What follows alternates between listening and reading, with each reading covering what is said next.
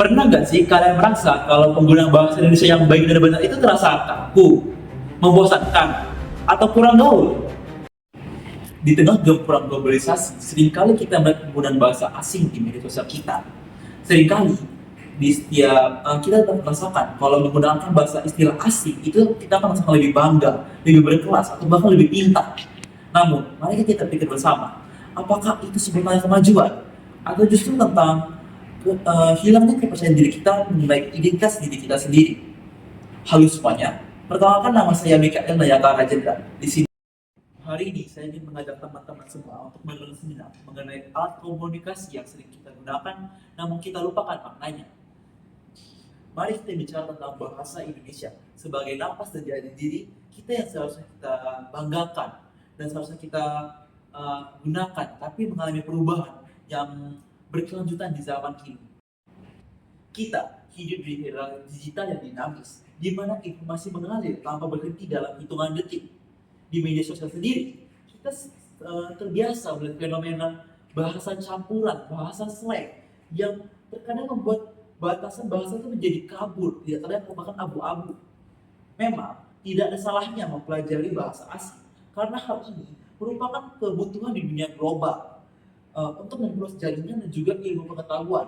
Namun, masalah besar muncul ketika kita mulai memberikan kritik pedas atau bahkan merasa rendah diri saat menggunakan bahasa Indonesia secara utuh dan benar. Mengapa?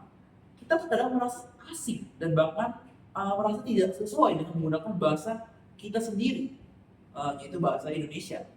Tahukah kalian mengapa kita harus berbangga berbahasa Indonesia? Yang pertama, bahasa ini adalah mujizat pemersatu bangsa yang sangat luar biasa. Bayangkan, dari Sabang sampai Merauke, kita memiliki ribuan pulau, ratusan suku, dan bahkan berbagai jenis bahasa dari bahasa daerah di berbagai tempat lainnya. Tanpa satu bahasa pemersatu, bagaimana kita bisa saling memahami antara satu sama lain? Kita memiliki satu jembatan yang membuat kita saling mengerti sejak dulu. Peristiwa Sumpah Pemuda bukan sekedar teks sejarah di buku sekolah. Itu adalah ikrar sakral bahwa bahasa adalah fondasi kedaulatan kita sebagai bangsa yang merdeka dan juga bermartabat. Di dunia akademik dan pendidikan pun demikian. Bahasa Indonesia yang baik dan benar adalah cerminan dari cara berpikir yang sistematis, logis, dan juga jelas. Menggunakan kalimat efektif bukan hanya soal mematuhi aturan bangsa yang rumit ataupun sebagai suatu hal lainnya, melainkan soal etika dan cara kita menghargai lawan bicara kita agar kita berbicara tidak mengalami suatu kesalahpahaman. Saat ini kita menyampaikan ide besar, hasil riset ataupun pendapat dalam diskusi kelas dengan mudah menggunakan bahasa Indonesia yang jelas, yang jernih, dan kita sebenarnya sedang menunjukkan kapasitas intelektual kita dan juga kredibilitas yang kita sesungguhnya.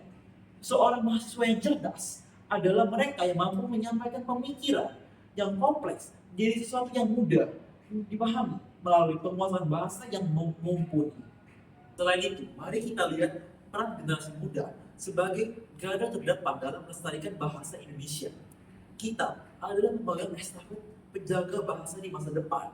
Menggunakan bahasa yang baik tidak harus selalu terdengar formal ataupun kaku seperti pidato presiden. Kita sangat diperbolehkan menggunakan ragam santai dalam konteks kehidupan sehari-hari, saat nongkrong bersama teman, atau saat membuat konten kreatif di media sosial.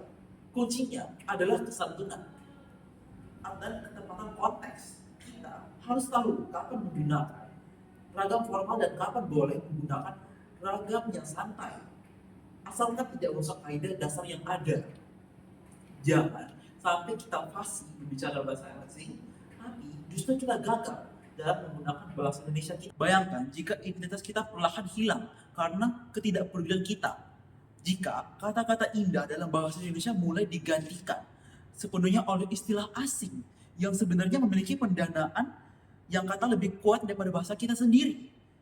Jika itu terjadi, kita bukan lagi bangsa yang berdaulat secara budaya, melainkan hanya pengikut tren sebagai suatu akar yang tidak memiliki ujungnya. Oleh karena itu, edukasi mengenai penggunaan bahasa Indonesia yang baik dan juga benar kita suarakan agar kita tidak menjadi lebih asing mengenai bahasa Indonesia itu sendiri, bahasa yang merupakan bahasa pemersatu kita di Indonesia.